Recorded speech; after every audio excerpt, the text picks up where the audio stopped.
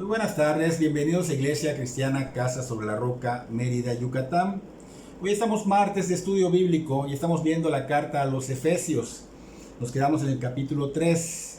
Vamos a hacer una oración para iniciar. Señor, te damos gracias por la bendición de poder, Señor, estar aún sano y glorificando tu nombre, dando esta enseñanza, Señor. Te pedimos que tu Espíritu Santo obre a través de mí y toque los corazones para que, Señor, esta palabra pueda ser de alguna manera edificante, Señor, para todas las personas que van a escuchar por las redes sociales, Señor. Pedimos que tú seas quien obre, Señor, que tú seas quien con tu poder y autoridad, Señor, de alguna manera redarguya a las personas, Señor, y vean la necesidad urgente de ser salvados por ti, Señor, la necesidad urgente de ver tu gloria, Señor, a través de Cristo Jesús. Te damos gracias, Señor, en el nombre de Cristo Jesús. Amén y amén. Entonces el tema que vamos a ver hoy es el misterio de Pablo a los gentiles, segunda parte. La semana pasada vimos la primera parte con un subtítulo llamado La naturaleza del ministerio de Pablo. Lo estudiamos del versículo 1 al versículo 7. Así que hoy vamos a ver esa segunda parte de ese ministerio de Pablo a los gentiles, que tiene como subtítulo el propósito de su ministerio, que vamos a ver del versículo 8 al versículo 13. Pero vamos a leer todos esos 13 versículos para que podamos de alguna manera ligarlos, porque es un solo tema.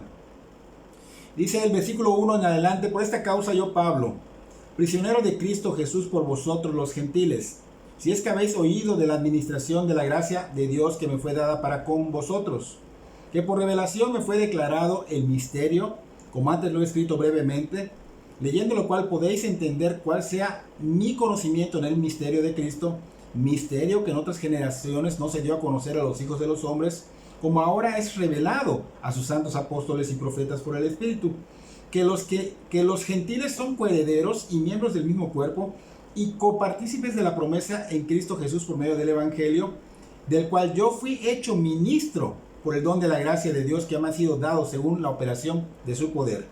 A mí, que soy menos que el más pequeño de todos los santos, me fue dada esta gracia de anunciar entre los gentiles el Evangelio de las inescrutables riquezas de Cristo, y declarar a todo cuál sea la dispensación del misterio escondido desde los siglos en Dios, que creó todas las cosas, para que la multiforme sabiduría de Dios sea ahora dada a conocer por medio de la Iglesia a los principados y potestades en los lugares celestiales, conforme al propósito eterno que hizo en Cristo Jesús nuestro Señor, en quien tenemos seguridad y acceso con confianza por medio de la fe en Él.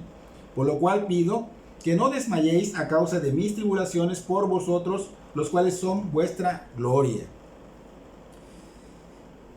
Recordemos que el apóstol Pablo, en el primer versículo, estaba iniciando una oración por los efesios, oración que tuvo que interrumpir y que más tarde iba a retomar, dijimos, en el versículo 14. Si Dios quiere y nos da vida, ese tema vamos a enseñarlo la próxima semana. Entonces Pablo está iniciando su oración en el versículo 1 e interrumpe esta oración porque se vio en la necesidad de enseñarles que él tenía un ministerio que ejercer. El ministerio de los gentiles, que es el que estamos viendo ahorita, y que Dios mismo se lo había encargado. Recordemos que Pablo había recibido ese llamado y él tenía que ejercerlo. De hecho, iba ejerciéndolo en sus viajes misioneros. Entonces, este ministerio es en referencia al misterio de la obra del Evangelio que dijimos la semana pasada, reúne a cristianos judíos y a cristianos gentiles en un mismo cuerpo, porque Dios no solo los reconcilió en Él por medio de Cristo, sino que también los reconcilió, dijimos, como un solo pueblo, una sola iglesia, acabando con toda esa enemistad y acabando con toda excepción de personas. Entonces Pablo señala que ahora todos los ciudadanos de ese pueblo, que ya es un solo pueblo, participan en los mismos derechos por estar en Cristo. Ya son una sola iglesia, un solo pueblo, y todos participan en los mismos derechos por estar en Cristo. Hasta aquí llegamos la semana pasada. Vamos a continuar viendo el propósito del ministerio de Pablo, viendo los siguientes versículos, versículo 8 al 13. En esos versículos vamos a estar interpretando. Y recuerden que Pablo pues había dicho, prácticamente escrito, que este misterio se le había revelado y que también las hermosas riquezas de las cuales todo ese pueblo, ese único pueblo, esa única iglesia podía gozar y disfrutar de ellas por estar en Cristo. Entonces Pablo dice en el versículo donde empezamos ahora, que es el 8, Pablo dice: a mí, que soy menos que el más pequeño de todos los santos, me fue dada esta gracia de anunciar entre los gentiles el evangelio de las inescrutables riquezas de Cristo. Vamos a hacer una pausa en este versículo 8 y vemos que Pablo comienza con: a mí que soy menos. Cualquiera en el mundo diría que se está menospreciando, pero ahorita vamos a entender por qué Pablo decía esto. Pablo vino a los pies de Cristo de una forma extraordinaria. El Señor Jesucristo lo buscó en el desierto, camino a Damasco, y tuvo un encuentro de manera personal, pero un encuentro extraordinario. ¿Saben por qué? Porque Cristo mismo, de hecho, el evangelio que se le dio a Pablo, Cristo mismo, el Señor Jesucristo se lo dio. Cristo fue que personalmente le dio el evangelio. Cristo lo salvó, lo justificó, lo glorificó, como a todo cristiano, pero fue de manera personal y fue nombrado siervo y apóstol del Señor Jesucristo. Y esto es algo extraordinario. ¿Te imaginas que el Señor se te presente y te diga: ¿por qué me persigues? Yo soy la resurrección y la vida. El que crea en mí, aunque muera, vivirá. Imagínate, o sea, algo tan tremendo, tan grande, y aún con ese privilegio tan tremendo, tan grande, Pablo se veía como menos que el más pequeño de todos los santos. Dice Efesios versículo 8. Él era uno de los apóstoles ya, o sea, tenía un lugar, una posición, un nivel. ¿Y saben por qué se veía menos que el más pequeño? Porque Pablo siempre tuvo presente de dónde el Señor lo había sacado. Tenía presente lo que él había causado en el pasado en contra del nombre de Cristo. Hay algo que sucede cuando rendimos nuestra vida al señorío de Jesucristo. El Señor, ¿qué hace? Nos perdona, nos limpia de nuestros pecados, y el Señor no se recuerda más de los pecados perdonados. Pero lo que hicimos dejó consecuencias, pero Dios obra en nosotros para redimirnos con las personas que tal vez dañamos o que a lo mejor están esperando un perdón. Así que el Señor nos lleva de la mano a pedir perdón o a perdonar, y Dios honra esto. Dice la palabra que cuando Dios le agrada la conducta del cristiano, hasta con los enemigos los reconcilia. Esto está en el Proverbio 16, capítulo 16, versículo 7. Entonces, nuestro pasado es perdonado por Dios y nosotros debemos tenerlo como tal. O sea, no es recordarlo y sentir que no somos perdonados, sino que debemos entender que sí se borró, que Dios lo perdonó totalmente, pero no es malo recordarlo como testimonio para no olvidar de dónde fuimos rescatados. Podemos usarlo como para captar la atención de muchas personas y luego darles el evangelio para salvación.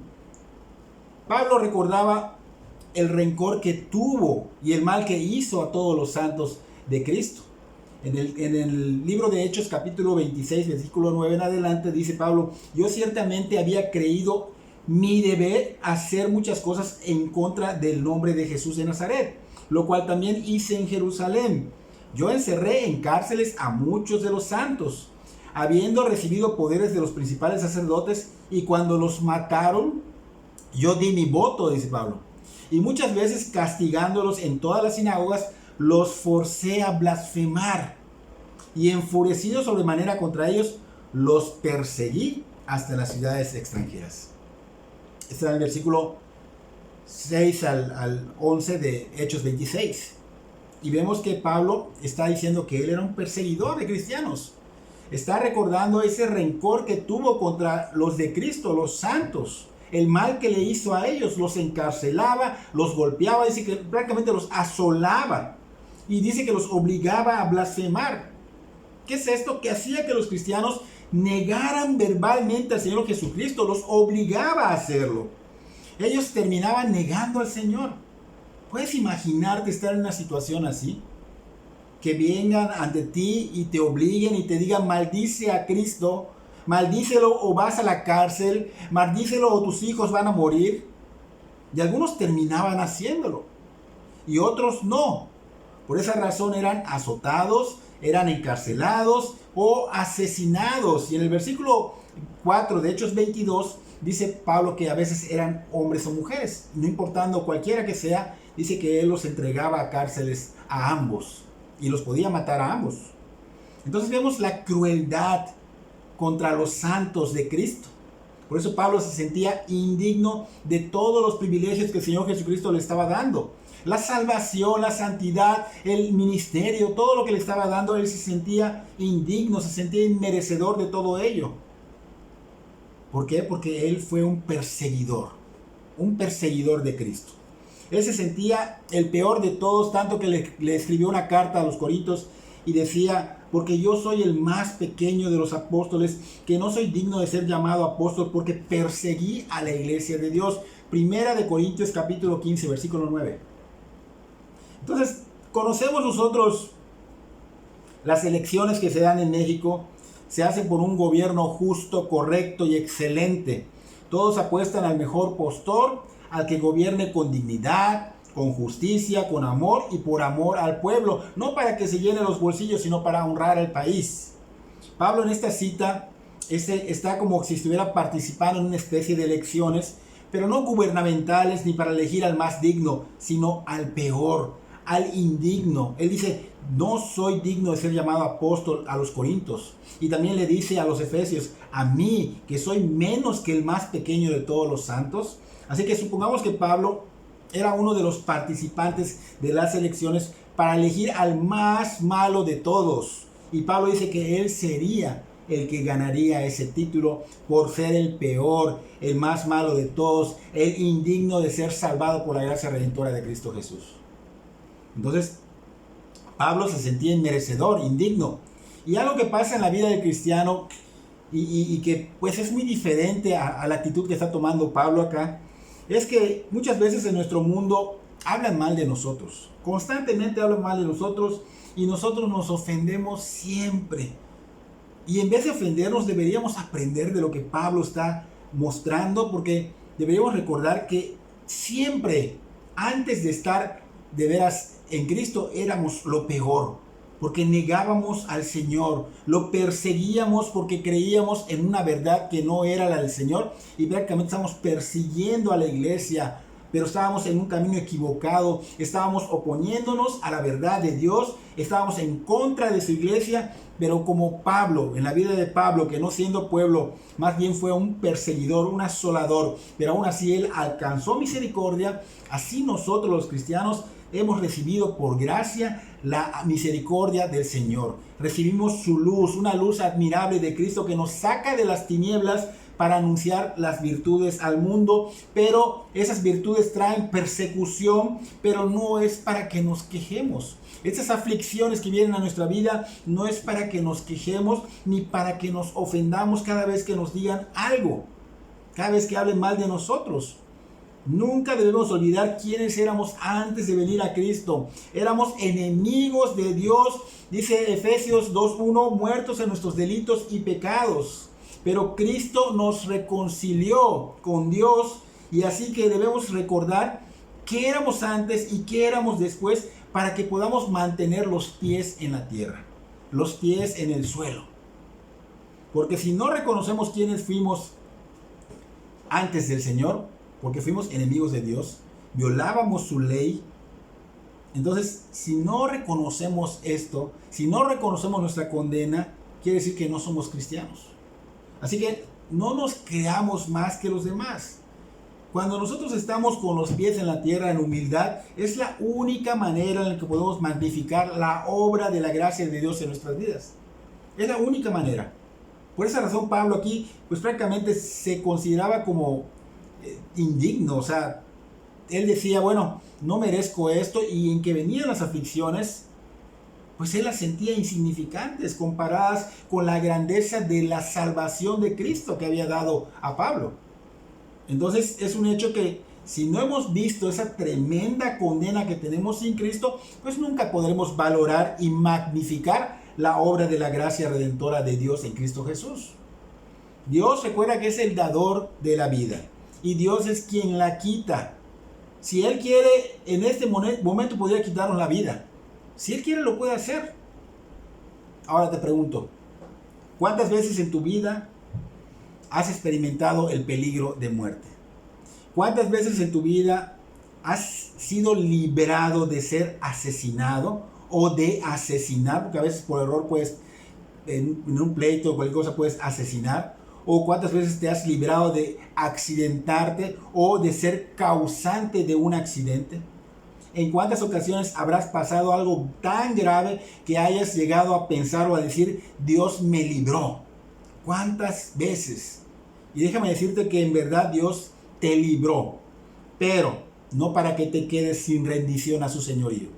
Si Dios lo hizo, es para que rindas tu vida a su señorío. ¿Por qué? Porque no quiere que perezcas. Te está librando de muchas cosas, te está dando oportunidad, te está aplazando el tiempo, te está dando tiempo para que te arrepientas, porque no quiere que perezcas. Ha sido paciente hasta el día de hoy contigo, para que vengas en arrepentimiento y fe a sus pies. ¿Cuántas veces has ignorado el Evangelio? Una tras otra y tras otra y tras otra. Y Dios podría decir, basta, al infierno por rechazarme. Sin embargo, Dios no es como nosotros. Es paciente y sigue hablándote oportunidad tras oportunidad. Pero recuerda que no tenemos la fecha de nuestra muerte, ni el año, ni el mes, ni el día de su venida, porque Él va a venir a hacer juicio a todas las naciones. No tenemos fecha, ni día, ni año, nada. Así que no te confíes y aprovecha la gracia de Dios mientras está al alcance para que puedas ver de alguna manera la gloria de Dios. Mira, es importante que veamos nuestra condena, porque cuando no estamos en Cristo no podemos verla. Y es importante, primero nos muestra la palabra nuestra condena y luego nos muestra la esperanza. Es importante para que podamos ver esa tremenda condena que se tenía sin Cristo, para que podamos entenderla. Tenemos que disponer el corazón. Tenemos que rogarle al Señor que el Espíritu Santo nos muestre y nos dé testimonio y convicción a nuestro corazón acerca de la verdad que la Biblia habla de Cristo como único Salvador y Señor.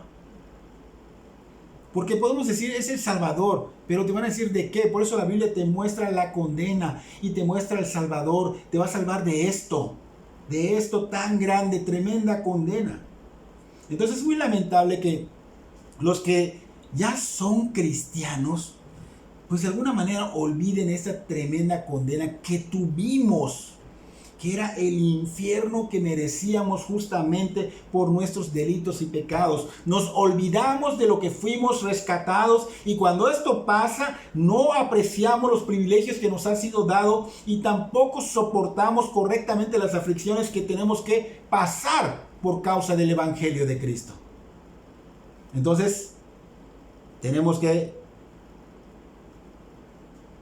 buscar en oración al Señor para que nos recuerde esto, porque cuando esto pasa, cuando no recordamos realmente todo esto que el Señor ha hecho por nosotros, la grandeza de la salvación que nos ha dado, cuando no tenemos en cuenta esto, ¿qué pasa? Nos amargamos. ¿Por qué? Porque vienen problemas y empezamos a amargarnos. No vemos lo grande que era lo que nosotros merecíamos y que fuimos rescatados, y que lo que está pasando ahorita en nuestra vida, esas aflicciones, son pequeñas y las vemos como gigantes, y nos amargamos y nos deprimimos ante cualquier aflicción y colapsamos cuando nos hacen algún daño, cuando hacen acusaciones injustas, cuando vienen adversidades a nuestra vida. Colapsamos ante muchas cosas. Entonces nos olvidamos de lo que justamente recibiríamos porque merecíamos antes de Cristo. Y eso es lo que causa el problema en nosotros. Porque si recordáramos, aún nos traten mal o nos hagan daño, pues la verdad diríamos, bueno, esto no es nada comparado a lo que merecíamos. ¿Por qué merecíamos el infierno por nuestros pecados? Por esa razón Pablo no se amargaba, porque Pablo lo reconocía de dónde lo sacaron, reconocía las misericordias del Señor, qué tan grandes son.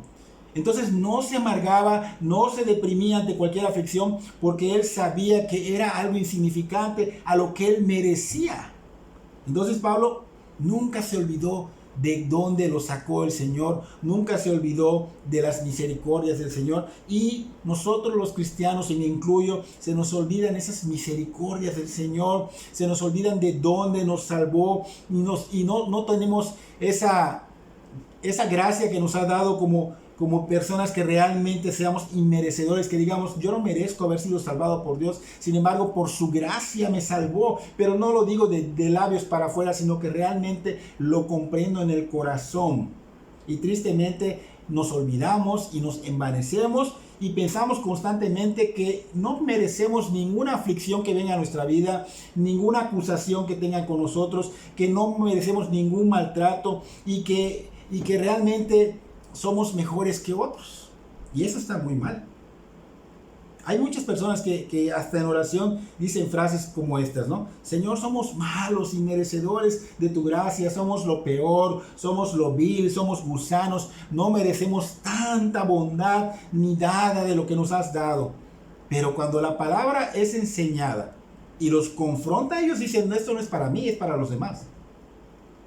Y si platicas con ellos y les haces ver su error, se enojan. Y es más, sienten que no es para ellos, esto no es para mí. Y empiezan a compararse con personas. Y esto es un error, porque nosotros como cristianos no debemos compararnos. Somos inmaduros si empezamos a compararnos con los demás. Pero si llegáramos a compararnos, nuestra comparación debe ser con Cristo. Porque Cristo nos desinfla. Estamos inflados como globos. Nos desinfla, nos aterriza, nos hace regresar a la humildad, nos hace poner los pies en la tierra, porque no es nada comparado lo que estamos pasando con lo que Cristo pasó por nosotros en nuestro lugar. Era para nosotros, lo merecíamos y no se compara a lo que Cristo pasó. Entonces Cristo nos desinfla, nos aterriza y muchas veces se nos olvida y nosotros nos envanecemos. Nos sentimos merecedores de todo, de la gracia de Dios, de un buen trato, pero de un maltrato no lo merezco, no, ninguna adversidad, nada de esto es para mí porque yo ya, no.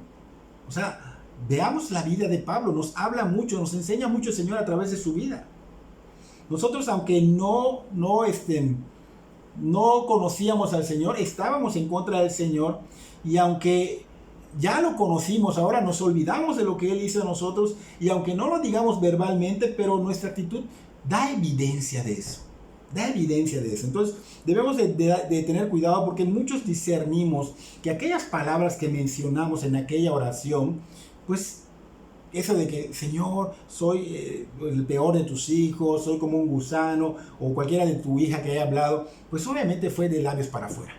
Fue de labios para afuera, porque sí es cierto que venimos en oración y reconocemos en oración delante de Dios que éramos viles, malos, gusanos, pero cuando alguien nos trate mal, cuidado, cuidado. Entonces, esto es muy común en los cristianos, pero no muestra coherencia. ¿Por qué? Porque estamos orando a Dios reconociendo, y cuando alguien nos ataca, nos ponemos a la defensiva, cuando debemos de recordar que esto es insignificante con lo que nosotros merecíamos. Y en la vida de Pablo, pues nos muestra lo contrario a lo que nosotros hacemos. Él no habla de labios para afuera. Pablo era coherente y soportaba las aflicciones con gozo y sin queja. ¿Y saben por qué? Porque conocía y tenía presente siempre las misericordias de Dios, conocía su vida pasada y lo que merecía antes de Cristo. Entonces Pablo se sentía inmerecedor de lo que Dios le había dado, se sentía indigno de la gracia salvadora o redentora, y se sentía indigno del propósito que el Señor le había dado, que era llevar el evangelio de la gracia a los gentiles. Él sentía que no merecía tan grande privilegio, pero era un gran honor para él. Era un gran honor para él el anunciar a los gentiles las inescrutables riquezas de Cristo y de aclarar a todos cuál sea la dispensación del misterio escondido desde los siglos en Dios, que creó todas las cosas. Efesios 3:9, que es nuestra cita que estamos viendo hoy. Entonces aquí vemos dos puntos importantes. Aquí vemos que había que anunciar, dice acá, las inescrutables riquezas de Cristo en el versículo 8 y aclarar a todos cuál sea la dispensación del misterio escondido desde los siglos en Dios que creó todas las cosas en el versículo 9. Entonces Pablo quería que sepan que esas inescrutables riquezas significa que el Señor Jesucristo es rico en todo. No estamos hablando de dinero. Aquí está hablando Pablo de que es rico en gracia, rico en bondad, rico en misericordia, etcétera, etcétera. Pero dice Pablo que son inescrutables. O sea, que significa que no podemos comprenderlas del todo. No podemos comprenderlas de todo, no podemos entenderlas totalmente porque están por encima de nuestro intelecto. Están muy por encima de nuestro intelecto. Pero el Señor nos quiere mostrar unas y son muchísimas riquezas. Así que Pablo, al mencionar riquezas, vuelvo a repetir, no se refiere a dinero. Porque Dios Hijo no vino a traer dinero, ni vino para hacer ricos a los pecadores. Él se hizo pobre para que por su pobreza nosotros fuéramos ricos en Él. Pero esto no significa lo que literalmente se toman las personas. Esto significa que vino a traer salvación y a dar riquezas en bendiciones espirituales eternas que no tienen límites. Que no tienen límites. Ese evangelio de la prosperidad es totalmente contrario a lo que la palabra dice. Así que esas bendiciones que son riquezas eternas no son dinero ni cosas materiales. Estas riquezas, dice Pablo, que son espirituales y que solo las podemos tener en Cristo. Una persona que no se convierte a Cristo no puede tenerlas. Es como un tesoro de riquezas, pero vamos a ponerlo como si fuera un océano de bendiciones que tal vez vas descubriendo algunas, pero no todas, porque es un océano.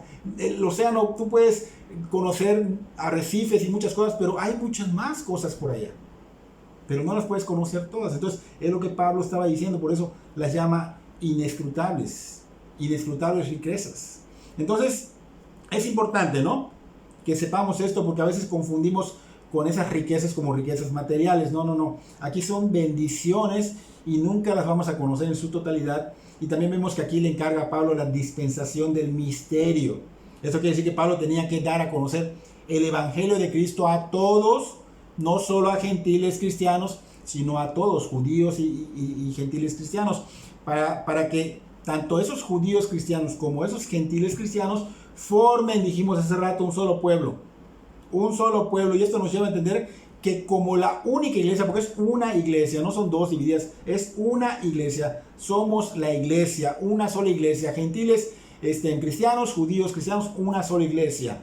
Ahora, toda esa iglesia debemos aprender todo el consejo de Dios, la dispensación del misterio, todo el consejo de Dios. Por eso estamos dando temas como este, que son difíciles de exponer, pero que nos hacen tener una mejor comunión con Dios y nos ayudan a vivir lejos del sistema esclavizante del mundo. Entonces tenemos que profundizar lo más que podamos en todo el consejo de Dios, y no es algo imposible, porque es cierto que nunca dejamos de aprender, pero no es algo imposible porque Dios ha provisto la palabra, Dios ha provisto al Espíritu Santo y ha dado personas que Dios mismo capacita para que la iglesia comprenda y aprenda a conocer todo el consejo de Dios.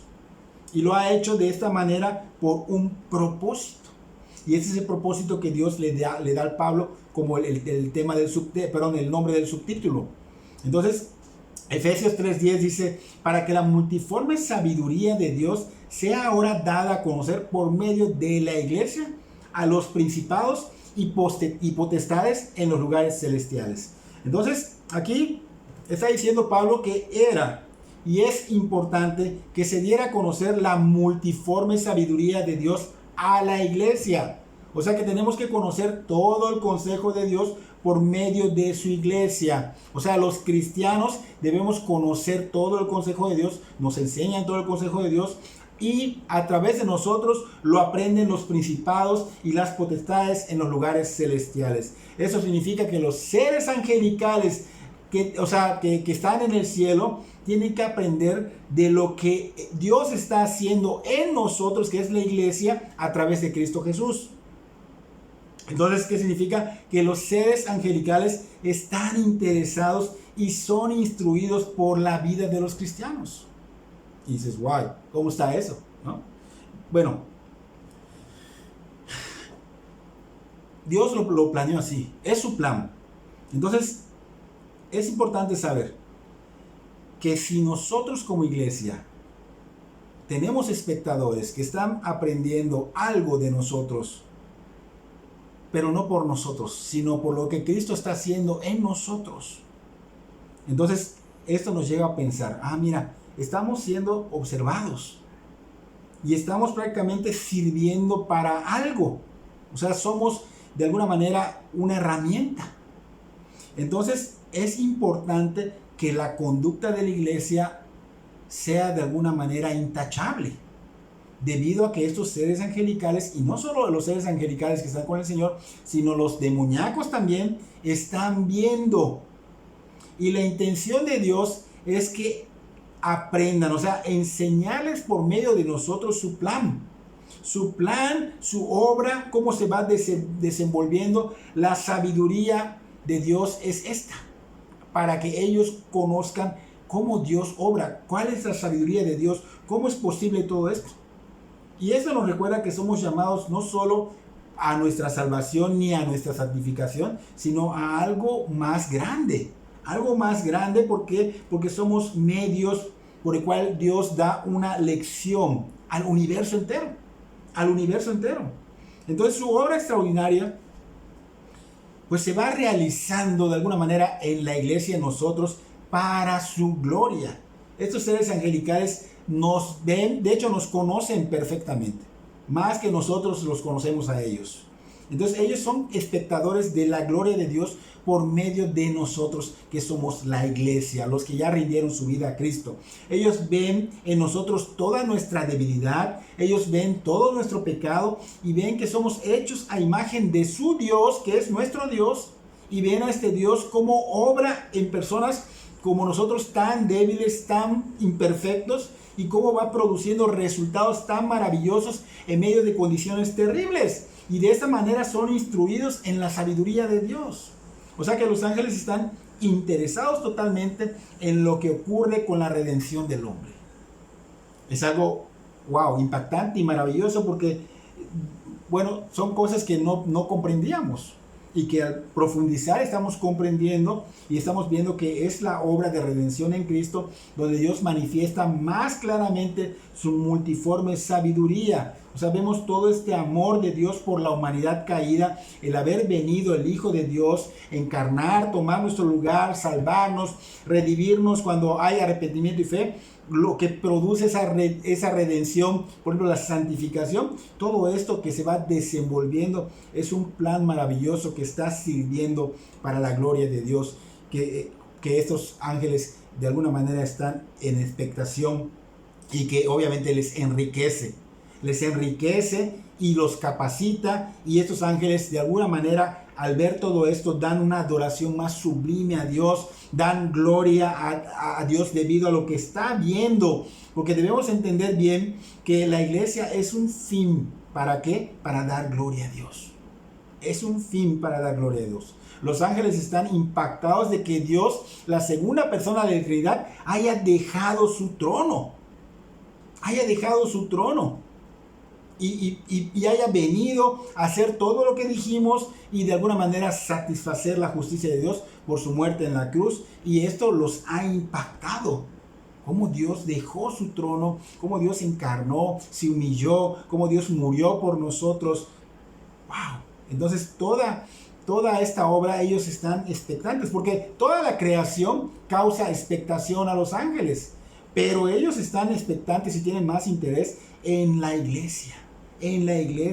Por eso hemos dicho que cuando las congregaciones, por ejemplo, se predican las congregaciones, pues obviamente Dios está presente. Y no lo digo yo, lo dice la palabra. Dios está presente, Cristo está hablando y los ángeles están de espectadores de lo que estamos haciendo.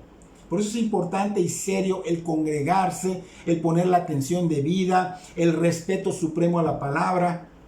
Porque Dios está presente, no solo el Dios, Cristo, los espectadores están en la congregación cada domingo que nosotros nos juntamos, y si la palabra obviamente es bien dada, ahí está, pero si el espectador, no solo los espectadores de ángeles, sino los congregantes de alguna manera no aprecian la palabra o no la toman realmente en serio o es ignorada o la toman como cualquier conocimiento, trae una condenación, acarrea condenación, y a Dios no lo podemos engañar y decir, bueno, sí, le estoy poniendo atención de vida y no lo estoy haciendo.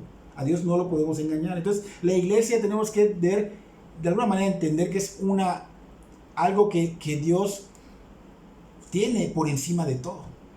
Por encima de todo, la iglesia porque es un espectáculo divino donde se enseña la multiforme sabiduría de Dios. Por eso debemos tener mucho cuidado en la congregación con la doctrina. ¿Qué doctrina se enseña? El testimonio de toda la iglesia, la santidad, el liderazgo. Por eso el liderazgo, marchar como debe de ser. El liderazgo debe de rendir cuentas. El liderazgo debe ser ejemplo. Porque la iglesia es la obra gloriosa de Dios. Entonces debemos darle la importancia de vida a la iglesia. No lo hacemos. Hemos de alguna manera tomado a la iglesia como una especie de, como un club social. Como un club social, y eso no es correcto. Estamos viendo que es algo que de alguna manera Dios ama y dio su vida por ella y la tiene en un lugar preeminente. ¿Qué significa lugar preeminente? Que está colocado en un lugar superior, más elevado. Y nosotros la tenemos así. Efesios 3:11, conforme al propósito eterno que hizo en Cristo Jesús nuestro Señor. El propósito de Dios es unir todo en Cristo.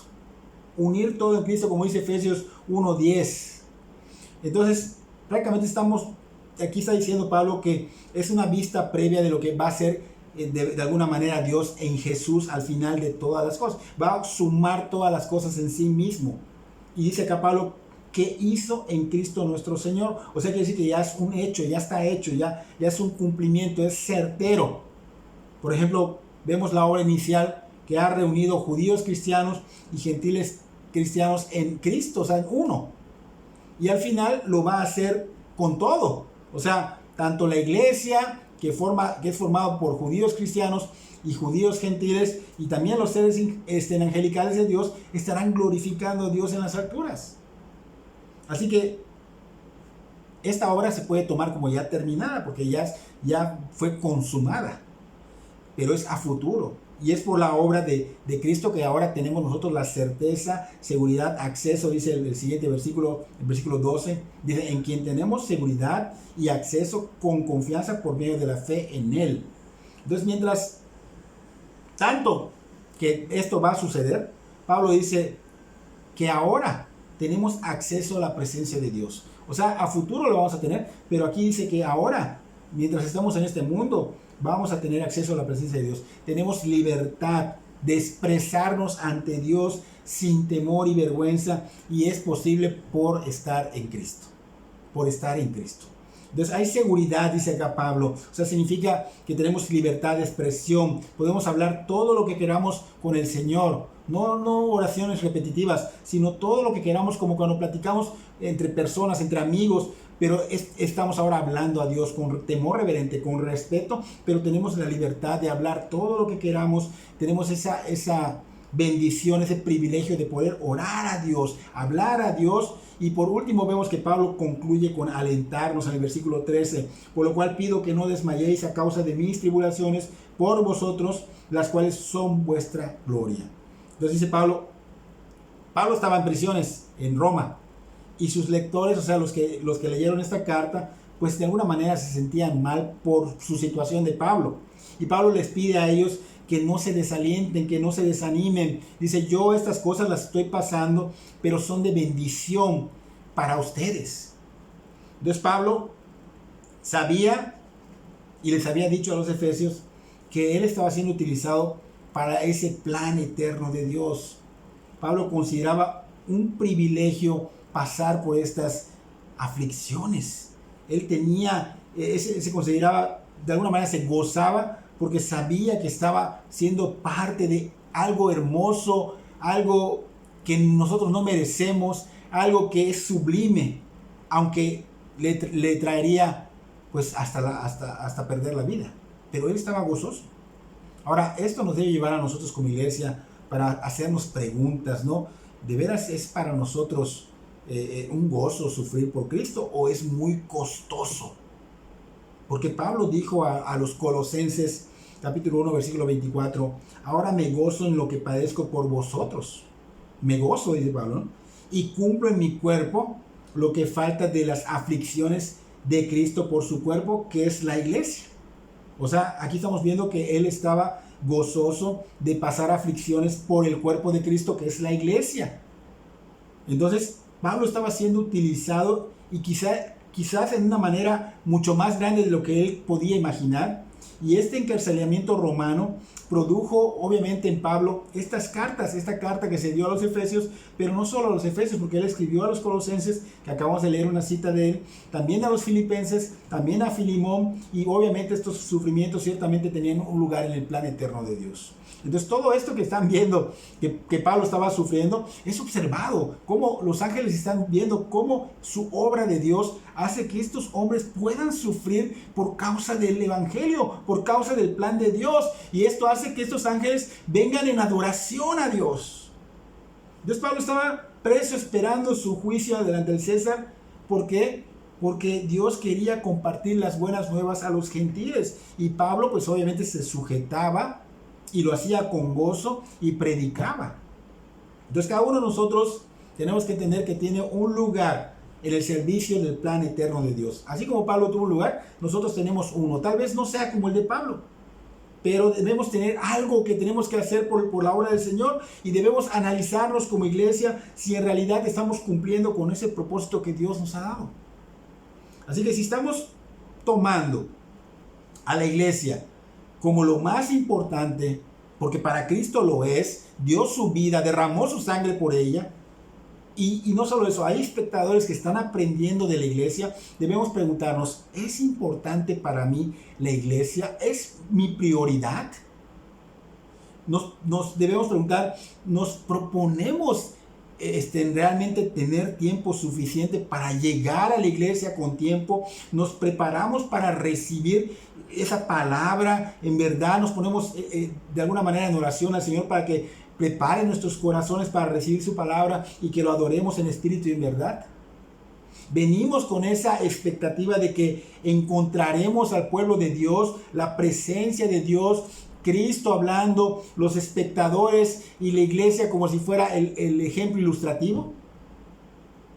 De alguna manera estamos en algo de esto. O sea, si no teníamos ni idea que esto pasaba en la congregación, porque mucha gente no tiene ni idea que esto pasa, estamos mal y es tiempo de tomarle la importancia y el valor debido. Es tiempo de hacerlo. Es tiempo de arrepentirnos, pedirle perdón al Señor, porque no valoramos lo que Dios está haciendo. No estamos viendo que no se trata de nosotros, sino que es un plan de Dios que se está consumando porque se tiene que consumar, y que Dios no necesita de nosotros. Nosotros necesitamos de Él. Así que es tiempo, iglesia, de despertar. Es tiempo de valorar. Es tiempo de tomar a la iglesia como debe de ser. Es tiempo de no quejarnos, más bien soportar aflicciones por causa del evangelio. Es tiempo de no ser de alguna manera tropiezo para nuestros hijos. Es tiempo de enseñarles la verdad. Y si tú no has rendido tu vida a Cristo, no dilates. Rinde tu vida al Señor Hijo Jesucristo. Él tiene ese anhelo de que tú vengas y rindas tu vida. Y si tú estás escuchando es porque Él está dándote la oportunidad tras oportunidad. Y serás coheredero si tú te arrepientes, coheredero de las riquezas. Pero dijimos que no son riquezas de dinero, sino riquezas espirituales para este mundo, para hoy mismo. Esas riquezas espirituales las tenemos nosotros, pero también para el venidero. Así que espero que Dios obre en tu vida, tanto edifique la vida del creyente como edifique la vida del que no conoce, a través de esta palabra, y que Dios obre en nuestros corazones y que podamos glorificar a Dios con nuestras vidas. Que Dios bendiga sus vidas grandemente.